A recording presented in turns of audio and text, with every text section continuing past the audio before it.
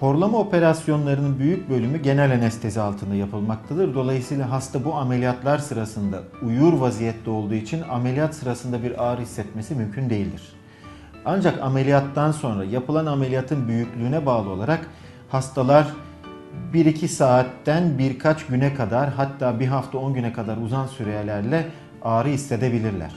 Horlama için uygulanan ameliyatların bir bölümü ise lokal anestezi ile uygulanır ve bunlar genel olarak son derece konforlu ameliyatlardır. Hastanın burnuna veya boğaz bölgesine lokal anestezi uygulandıktan sonra hasta bu işlemler sırasında hiçbir ağrı hissetmez. Hastanın ağrı hissettiği hemen hemen tek dönem lokal anestezinin uygulanması esnasında iğnenin ufak tefek giriş ağrısıdır. Bundan sonra hastalar hiçbir ağrı hissetmeden bu işlemler gerçekleştirilebilir.